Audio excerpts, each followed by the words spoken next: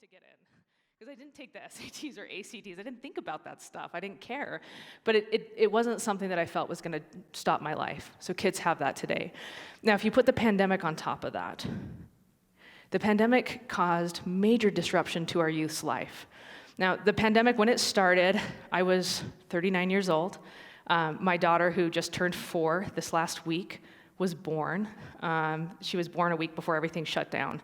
And I remember how weird the world was with, no one was around, no one was going shopping. And it was such an unusual time, but it wasn't like it disrupted any major developmental milestones for me. When you're a kid, how is your life measured? Literally in grade school years. So having something happen at the end of a grade school year and into the start of a new year completely disrupts youth in a way that it didn't disrupt us. My wife is a school psychologist, and her kindergartners and first graders, these are kids who, again, were just born and just starting out. They have more behavior problems than they've had before. So we're seeing these lingering effects and this disruption.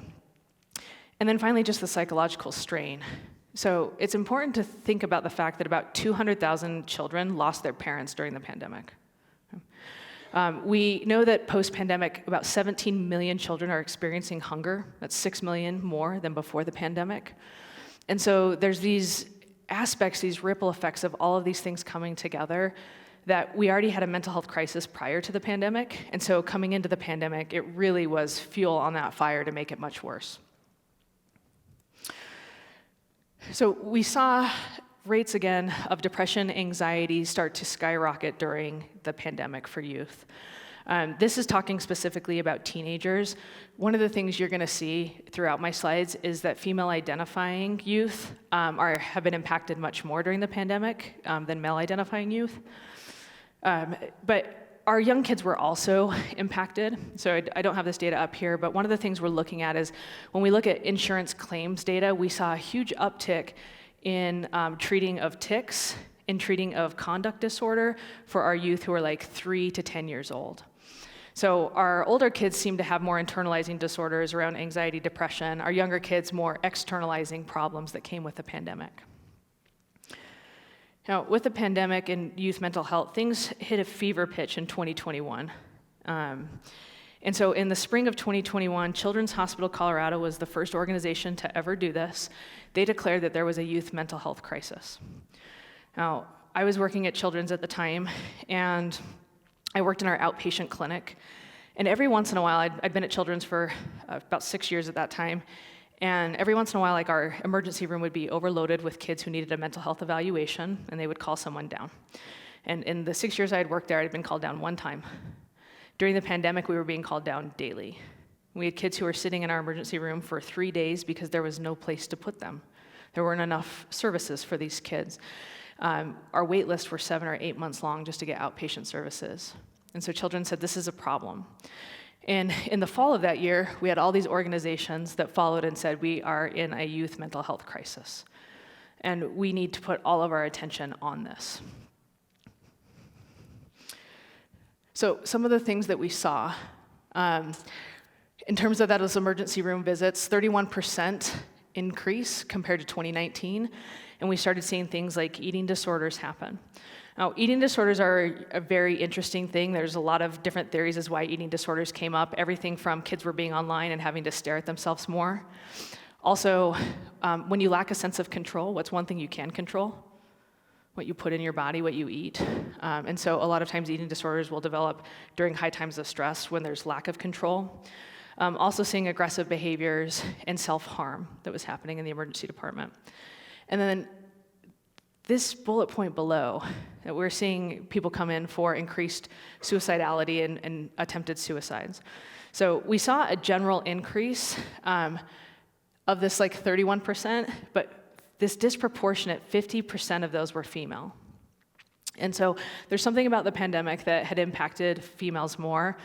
And there's a lot of, again, different theories about this, but part of this is that oftentimes young girls are more likely to be victims of domestic abuse. And if you think about during the pandemic, kids aren't getting out as much, they're in their homes more, and so that's one of the theories of why we're seeing more of this in young girls, because they're more likely to be targeted and victims of abuse. I'm going to get to some more positive things soon. I know this feels really dark. There is good news. Okay, this is a map of 2021 ranked by states. This is youth mental health rankings. So how accessible is, it's based on a couple of things. How accessible is care for youth in this particular state? And what are the rates of mental health disorders in this state? So as you can see, is Colorado doing great in 2020? No. And since I moved here in 2016, and we've bounced kind of all over in terms of where we were. For a while we were 38, then we were 37, went down to 34. And then we have this call that we're in a crisis. And it's interesting because Colorado is seen as this place of health, right? And so it's really confusing for people to see this. Now, here's part of the good news. Any guesses where we are today? 20? I heard a 16. We're 11. Yeah, it is. I mean, think about where we were and where we are, and that's incredible. So there is something important about standing up and saying, this isn't working, and that we need to do something about it. And so in those last 3 years, we've seen huge changes in our ability to provide that access and that support. Now, I will say we still rank, when you break it down just by depression, we're still 27th in terms of our rates of depression. When I told you earlier, 60% of youth can't access care, in Colorado, it is down to 37% of youth that can't access care. So that's a huge improvement, and yet we still have 37% of youth who need care who don't receive it. So this is kind of a good news, bad news situation. The other thing that I think is often neglected when people ask me to talk about youth mental health, I can't talk about it without talking about parent mental health. The biggest predictor of youth mental health is parent mental health. And I often say you can't help a dysregulated parent can't help a dysregulated child. Now, I have a 4 and a 6-year-old, and I'm a child psychologist, and I can tell you something. Being a child psychologist doesn't make you a good parent, it just makes you know what you're doing wrong. It's hard being a parent. I'm like, oh. And I often tell parents, the goal of being a parent is to love your child enough and consistently that they are able to be resilient enough to get through the harm you will cause them. Okay? That is the goal of being a parent, because you will harm them. You will harm them. And so if you look at these rates, a third of youth have a parent with a mental health disorder. Now, if you're sitting here and you're a parent with a mental health disorder, that's okay. That's something that happens. That's not the problem. It's just knowing that we need to attend to those things. Okay? It's so critical. And when we think about the whole entire family system, we can't, again, just think about how do we support the youth. We have to think about everybody in that system. So again, depressed teens are 5 times more likely to have a depressed parent. Anxious teens are 3 more times likely to have an anxious parent. And when you think about, babies, one of the important things, we call this like attunement, emotional attunement, and your baby smiles and you smile. And they have these studies where they have parents just refuse to respond. It's the hardest thing to watch in the world. And a child becomes increasingly distressed when a parent isn't matching them emotionally. And the same happens when our kids become young children or adolescents. And I don't know if you've ever talked to an adolescent, but trying to match them emotionally feels like you need to be a Jedi Knight in emotions. It's really hard, and if you are then suffering from a mental health condition like depression or anxiety, it becomes really difficult to do so. So we need to make sure that parents have that access to treatment as well. Okay, so pulling this all together, why is this happening? Why is mental health getting worse? So in mental health, we have something known as the diathesis stress model that explains how mental disorders occur. Diathesis is your genetic variability. It's how much you come loaded with. So this is what's in your genes. Some of us are more likely to be anxious. Some of us are more likely to have attention problems, just based on our genetic code. It's the same with heart disease or diabetes.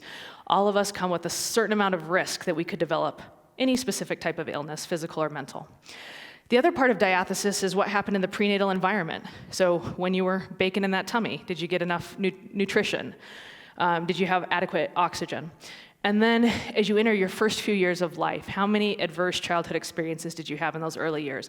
All of that loads up the diathesis. Now, you pour on top of that stress. And when stress hits a certain level, then a mental health condition can be triggered. It kind of turns on the genes. You've all experienced this in different ways. Anybody ever have a rash occur? Okay. There's a combination of things that happen. Something triggered in your body. This is overly simplistic. If anybody did genetic work, they'd be like, don't listen to her. But you'll get the general idea. So the idea is if you think about, even if somebody had no diathesis, what did the pandemic do? It filled everybody's cup to the brim. I can't imagine that there's not one person in here who didn't have a mental health concern during the pandemic. I mean, we all did, because there was so much stress. So the good news is about diathesis stress is there's two ways that we can approach helping mental health problems. One is we can lower stress. There's some good ways to do that individually, but macro level, that's really hard. As I was talking about before, the economy has a big impact on mental health. The other thing we can do, so as you see here, people have different levels of predisposition. And if you have a high predisposition, you only need a little stress. If you have a low, you need a lot. But if we increase resources, we actually can improve that threshold level. And there's a lot of ways to increase resources. We can increase an individual's ability to have more resilience, or we can provide access to treatment or care or community, the things that we know help mental health problems. Okay. So, try to be mindful of my time so we have time for questions. So there is a problem. It's gotten a little bit better in our state in terms of access, but it still continues to be a really big problem that there's a good amount of youth who can't access care. So I'm going to talk to you today about what are some of the things that we potentially could do to improve mental health for ourselves and for others. And here we can't outgrow the model. So for every one person in the United States, or for every 350 people in the United States, there's one mental health provider. I can't see 350 people, just can't. And we're never going to be able to match it. 79% of mental health providers this year reported that they're burnout. So we have a workforce that is critically burnt out, that is not big enough, and we're never going to have enough mental health providers. So we have to think about doing something new.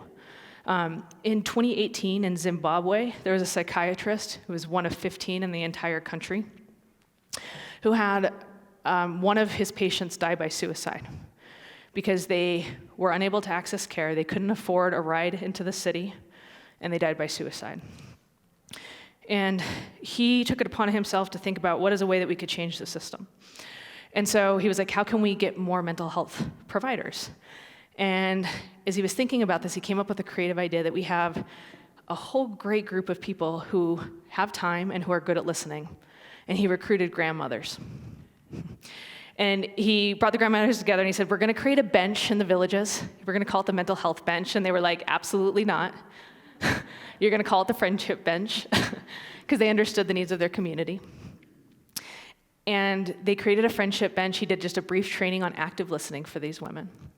And what they found is that the people who visited the friendship bench, there was a correlation with the depressive and anxiety symptoms going down, just by having a caring person to sit and listen. The power of listening cannot be underestimated. And it's not that like, I find it funny that I'm saying this because people are like, so you just talk to people for a living? I'm like, it's a lot harder than that. It is harder than that, but in some ways it's not. And there's just a few skills that we could teach people. And if we were just creative about how we are providing mental health supports, we could get a lot more done. So I'm going to give you a couple of ideas of great mental health supports. Before I do that, I'm going to tell you a really bad story. And I warned you. Okay, in fairness, I warned you.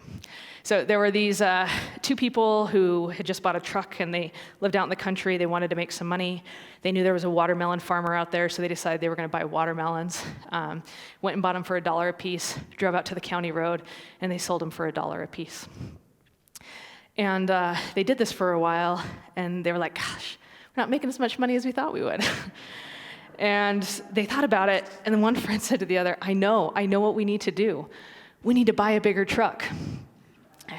Yeah, thank you for laughing. I actually usually don't get laughs.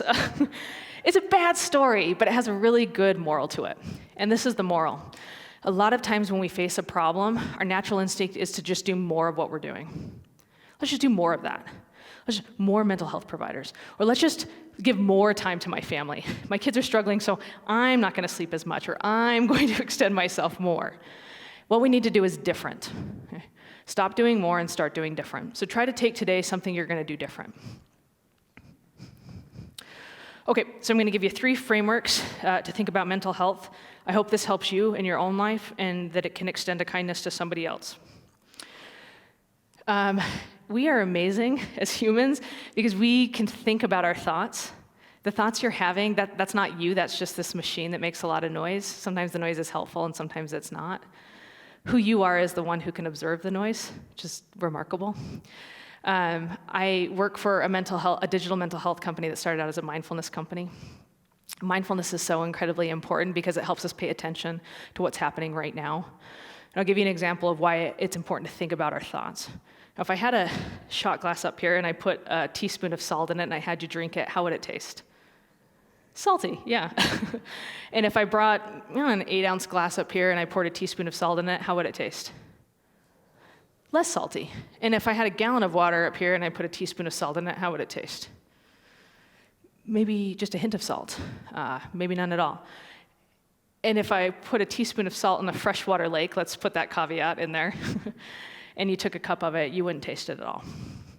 And in many ways, this is what our awareness is. When we're able to be aware of our thoughts and our emotions, we expand our container. And so when salty things happen, we don't get so focused on them. Right? And you've all had this experience, right? Like when something negative has happened and it's all you can think about. Or there's days where you have better perspective and you say, it's not that big of a thing. It's a drop in the bucket, so to speak. And so being aware of our thoughts and how we think is really critical in helping our resilience. So I'm going to give you a few tips here. I'm a dialectical behavior therapist. Dialectics is a fancy word. It's a philosophical term. It means two things can be true at once. How many of you have ever been happy and sad at once? You ever hated and loved somebody at once? Is that just me? You ever been tough and soft at the same time? Yeah. There's a lot of dialectics out there. And in DBT, acceptance and change is the core one. So you're doing the very best you can, and you can do better. So as a parent, as a child, as a community member, as a presenter, this is the best presentation I've ever given. It could probably be better. Both are true. I'll give you some visual representations of dialectics. What do you see? Duck. Bunny. Bunny duck. It's both. It is a duck, it is a bunny, and it is both. It's a dialectic. Both things at once. If you see a bunny, you're right. If you see a duck, you're right. And if you can see both, you're right. What is it? Frog and a horse. A force. It is a frog and it is a horse. It's both. This came out a few years ago. This one's a little bit harder. What color is this dress? The people who say blue and black, I don't get it. I don't get it. I can only see white and gold. How many of you see white and gold? Yeah. How many of you see blue and black? Yeah. Can any of you see both? Okay. Very few people can see both, but yes. It's a dialectic. Now, can you imagine in life if we were able to acknowledge that opposites could be true? Because so much of our pain in life, man, politics would be transformed. Both can be true. This is what creates flexible thinking, and a lot of times, a lot of mental health conditions come from the pain and suffering that comes that there's only one way to see things. And so we want in ourselves and our youth to promote this. So I do this with kids all the time. This is the worst year ever. Well, what's the opposite? It's the best year ever. This is a really interesting year. This is a really interesting year is a much healthier thought than this is the worst year ever or the best. School's a waste of time. Yeah. Sometimes school does suck. Sometimes it's awesome. Yeah. Sometimes school is, there are some things in school that are worth my time. Some. Again, a youth who can think that way is going to be much more resilient than a youth who gets stuck in the extremes. My teacher is the worst. My teacher is the best. My teacher is somebody I'll probably talk about for years. Okay. And then I'm totally fine. Yeah, nothing's wrong with me. Everything's wrong with me. Right now I'm doing the best I can, and I feel stressed. So when you're out there in life, try to think about a dialectic. I pulled up to somebody who had a bunch of stuff on their truck, and I was like, wow, I had all these angry feelings because of these bumper stickers. And I was like, this is a terrible human. And all of a sudden I caught myself, and I was like, oh, it's the dialectic. This is the best human. And then the middle ground was, okay, we both are passionate about our political views. And I was able to laugh at myself instead of being angry for the next 5 miles. Okay. Dialectic thinking, where is it? So if you want to help yourself or those you have in your life, Get rid of these words. Never, always, but, and should. This helps with dialectic thinking. Always and never, they're extremes. My son says this all the time. You always make me do this. I'm like, let's say it again. Today I'm making you do this. Constantly shaping that language. But, you're a great crowd. But the church I talked to last week. But's unnecessary. It just takes away what you said before. Okay? I love you, and it really frustrates me when you don't do the dishes when I ask. Okay? So and makes both true at the same time. And then finally, should. As psychologists, we joke, don't should on yourself. Should just is focused on what you can't do, and instead, I should have studied for that test, I should have prepared more. Now, next time I do this, I'm going to. So it starts to empower you. Okay, couple other things. Just trying to, I want to make sure we have time for questions. So I'll talk through this one and then we'll maybe move to the questions. So the last thing I want to talk about is just emotion regulation. I have people come to me all the time and they're like, I want to learn how to control my emotions. And I say, oh, don't do that. Don't do that. Emotions are, I think, one of the most beautiful, best gifts of being a human. Emotions provide us critical information about our experiences. Now, part of the hard part is emotions can save our lives, right? You're walking and something feels off and you're about to step down and there's a rattlesnake right there. Okay? Fear has saved me a time or two, and I would never take it away. The problem is when I woke up this morning, fear was there. Oh, those scary people at that church, what if they don't like me? that doesn't feel as useful as the snake. And so sometimes we don't like our emotions because they come in times, they're bigger than maybe they need to be. But man, emotions are really, really helpful. So I always talk to people, it's not about controlling your emotions, it's about changing your relationship with them. When is my emotion giving me important information? And when is it maybe too big? And when it's too big, how do I turn it down? And how do I make sure my emotions are calibrated so they are giving me helpful information? So there's kind of two areas to think about.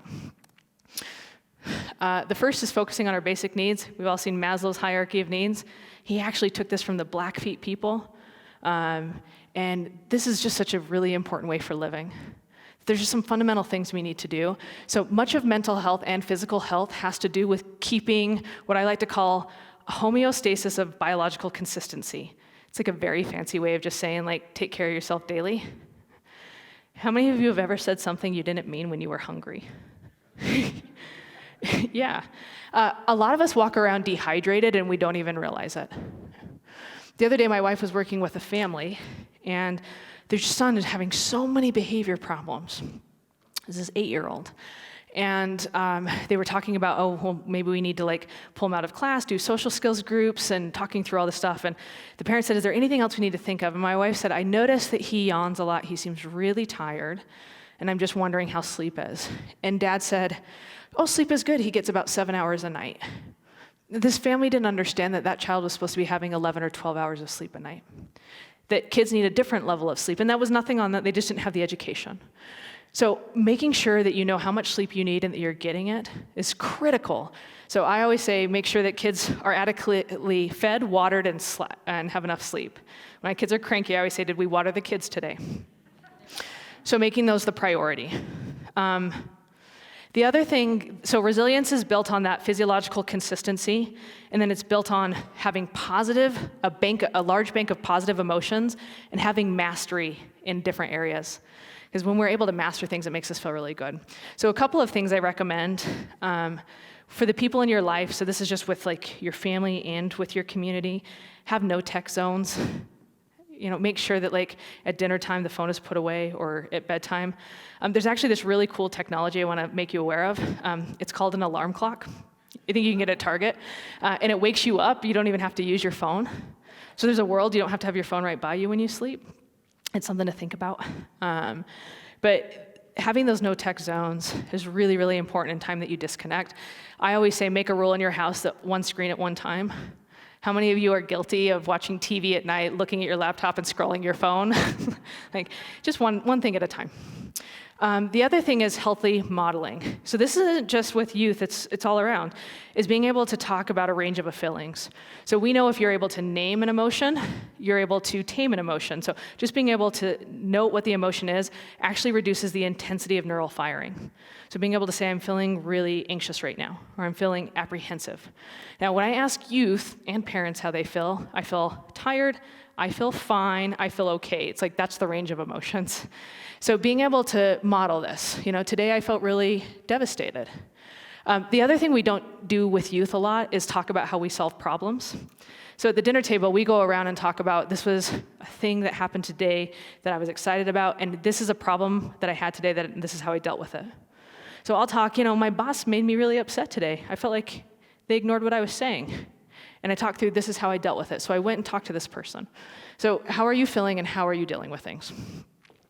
I always say, make sure to bring wonderment, joy, and awe into your life.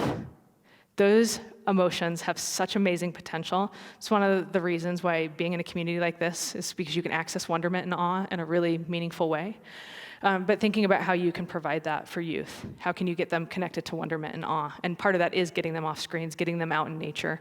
We know that children who live next to green spaces have better mental health outcomes. There's something really important about green spaces.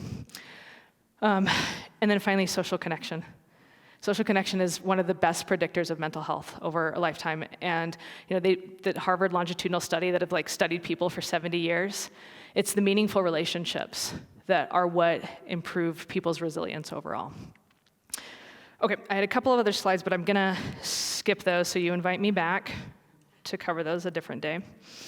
And I'm gonna end with one kind of more thought. A friend told me this example, a friend and colleague many years ago, that if you bake a cake and it comes out and you take a bite and you realize, oh, I forgot the salt in that, you can't just take a teaspoon of salt and sprinkle it on the top. That doesn't work. And it's the same thing when you think about systems, and I'm specifically about mental health. Okay? What's happened is we baked the cake, our mental health system, our views about mental health, stigma around mental health, we baked it, and now we're trying to sprinkle salt on top. We're saying these things are missing. And we really need to bake a new cake. We need to create a new system, and part of that is all of us fundamentally thinking differently about mental health. First of all, recognizing our own mental health needs and attending to them. Being invested in caring about our community mental health. I've talked a lot about youth mental health, but you want to know what another huge protector of youth mental health is? It's a relationship with an adult that's meaningful. And it doesn't need to be your parents. Oftentimes it's not. So having access to a coach, a pastor, a neighbor. All of us literally can save a youth mental health life. We can do that if we're invested in it. So I encourage you to think about how are you part of that? How do we change the system? How do we advocate so mental health organizations are actually reimbursed at reasonable rates so they can keep their lights on? That we can change licensing laws.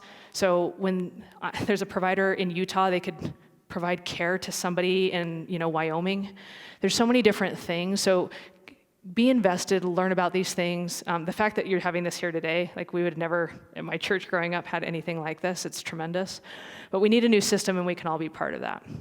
So with that, I'm going to open it up for questions. You don't have to stand up and clap. You could if you wanted to, but maybe questions first.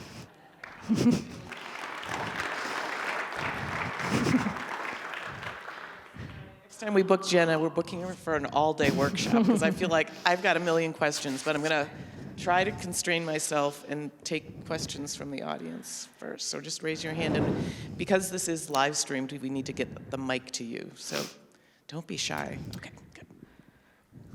Thank you, Jenna, and happy birthday. Thanks.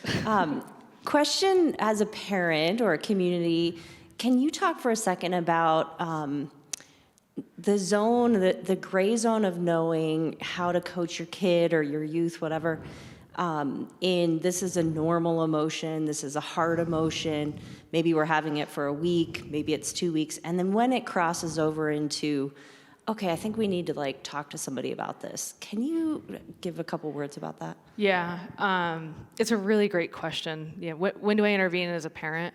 It was interesting this last week. I was actually with some colleagues, and my colleague's daughter didn't make the softball team. And we were talking about how trauma for kids is not great, adversity is wonderful. And having adversity and going through things is really helpful, but when is kind of the point in which something is wrong? And so what I usually advise parents is, if you start noticing that your child is having kind of like a persistent emotion, track it and see, is it there most of the time, most of the day, and you won't always know that because they're in school, for about a week period of time. And if it's there for about a week and you start noticing they're not sleeping as well, they're withdrawing, then I would call your physician and I would just like get an appointment. So if for 1 week you notice things are really off, the sleep is off, the eating is off, then I would do it. If you're like, things are off, but they're still sleeping, they're still eating, they're still going to school, I would wait 1 more week. If the emotion's still there, then I would probably at that point call. And again, it's hard to access care, but your primary care physician is a great like first resource to getting those services. Any other questions? We have one down here.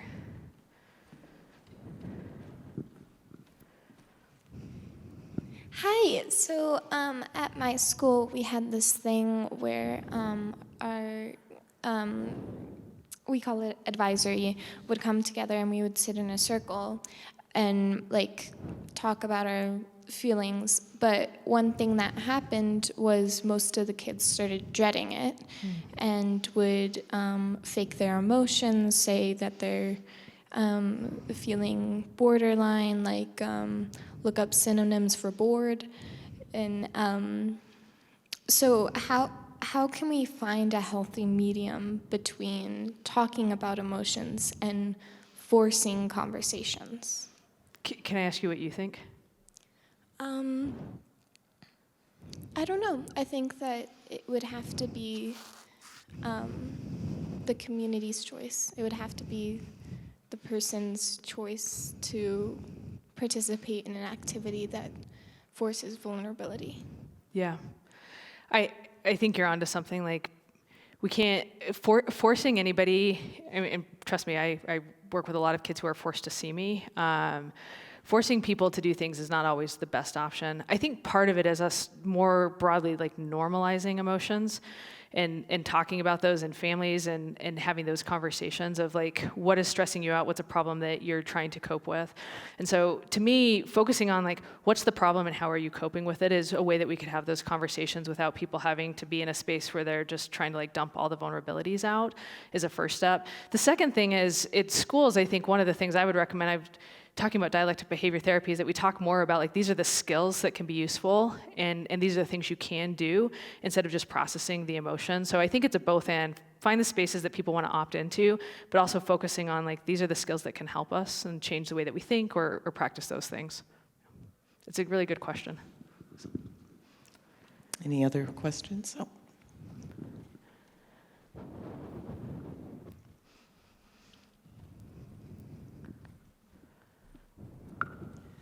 What advice do you have for a novice who's not credentialed as you are, who might be in conversation with someone where they sense that there truly is an issue?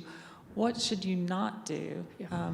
What is your responsibility there? Because doing no harm is something that I would always keep in mind if I were talking with someone that needed help. Yep.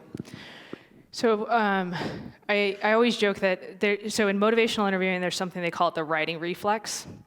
And it's, as a human being, when somebody tells you about a problem, we have a natural instinct to tell them how to solve it. And part of the reason I joke that I had to go to school for 6 years is to like counteract that instinct. So the first thing is, when you're talking to somebody, the most important thing you can do is actively listen, to deeply try to understand, like, this is what I hear you saying. To not try to fix it, but just to validate, like, that this is very hard, and just to try to truly understand. That's the first thing. The second is, if you notice that somebody is not doing well, I empower everybody here. It is always okay to ask somebody, are you having thoughts of wanting to end your life? Are you having thoughts of wanting to hurt yourself? That feels like a very scary thing to ask, especially if you're not a trained professional. But if you are worried about somebody, there is a lot of research that shows that that actually is a very helpful thing to ask. It doesn't plant an idea at all. And it can help really like potentially protect somebody. So I would say actively listen, reflect what they're saying. Don't of course it's silly for me to say, don't be afraid to ask, are you going to harm yourself? You will be afraid and ask it anyway. And if they say yes, or even if they say no, and you think they need help, I would say, I care so much about you, and I think we should try to get you connected to somebody who can help you, and offer that. One of the great things too, there's the Colorado Crisis Line. Like, you can call it yourself, even if you're not in crisis, but you have been talking to somebody who is, and you need help. That's a way to connect with a professional. Like, if I pulled up my cell phone right now, my top favorites are all suicide lines. And it's because in the work that I do, I want to have it immediately available in case I need it, somebody in my life needs it, somebody I'm working with. So those are the things that I would say: validate, ask the hard question, and then persuade them. Say, I care so much about you, and I wonder if we could just call this number, or we could talk to somebody and get you help. We have 2 questions back here. I think Malcolm, do you too? Okay. Thank you. You just talked about QPR, didn't you? I did, yeah. Wonderful presentation. Thank you so much. What, as a professional and as a parent, well, first of all, communities of faith have a unique opportunity in this space. What do you dream of? Like, if you could give Montview Church a charge, what would you dream of for that? Wow, that is such a good question. I think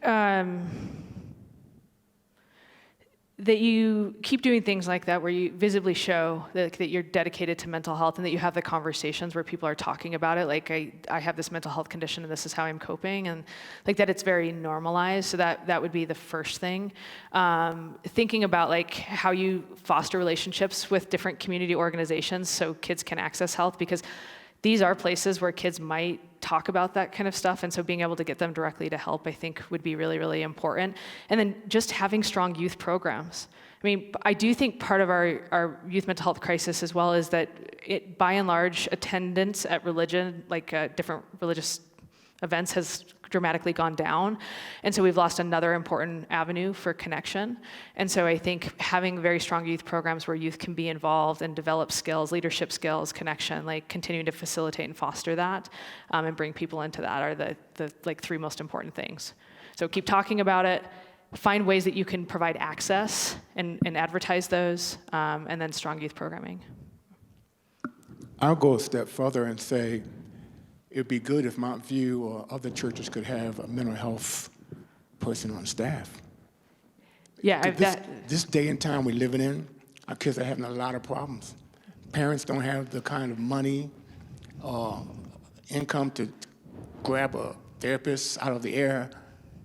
You know, but if churches would even think deeper about bring on youth coordinator, youth director, yeah. You know, Sunday school, executive director, we bring on all these, but we don't bring on a mental health worker to work within the congregation. I think that'd be fantastic. Yeah, it's really quick. Some of my colleagues that I work with here, we have integrated psychologists in different health clinics, right? Like, so you go to your primary care physician, and there's a model in which there's a therapist there. So I love the idea of like, how could we have integrated mental health services, in churches? It's needed. So my question concerned the demographics of what you presented, which I think is awesome. I used to fight with James Dobson, with the focus on the family, because all he presented was stuff for white families. Yeah. And I was angry about that because I didn't hear much about black families. But I had to come to the realization that what he was doing was very good for his community and his demographic. I thought it was fantastic. But I didn't see that at first. So what I'm saying to you, I guess, is I deal with the urban youth.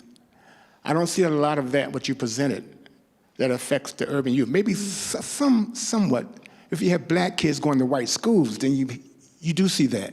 But basically, black and brown kids going to black and brown schools, you don't see a lot of that.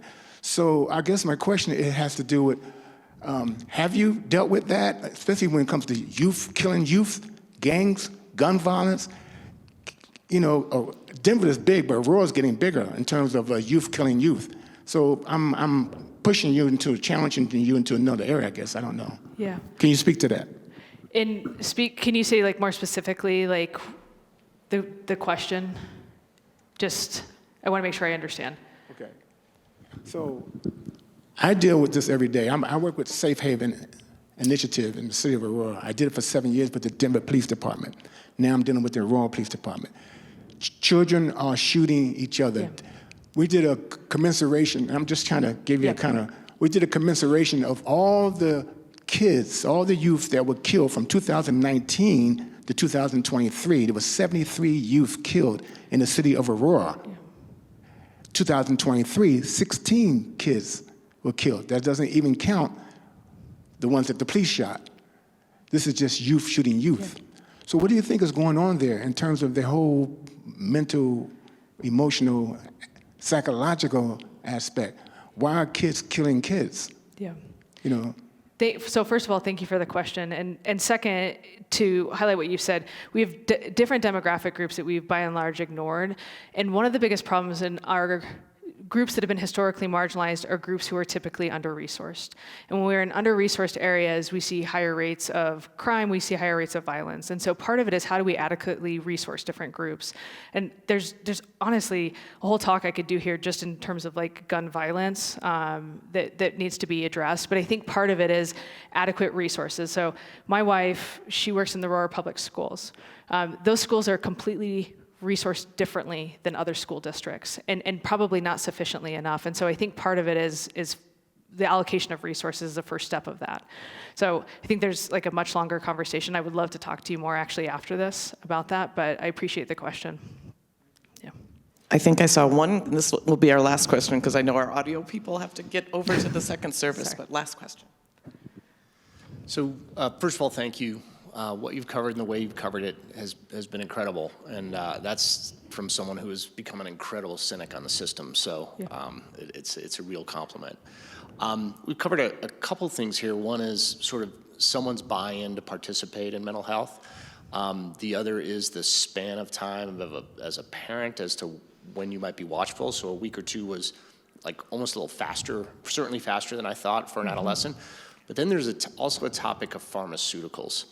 So at some point, you know, if it's a psychiatric situation, pharmaceuticals come into play. And if you have any thoughts of kind of when and how for parents especially to manage. And the reason I ask the question is because once that seal's broken, it can start to cascade very quickly across a lot of different drugs. And you know, my concern is then does a youth start to lose hope? Hey, what's being given to me is not helping, and not realizing the work they need to do. Yeah. So first of all, access to psychiatry is terrible. 50% of U.S. counties have no access to a psychiatrist. So that's awful.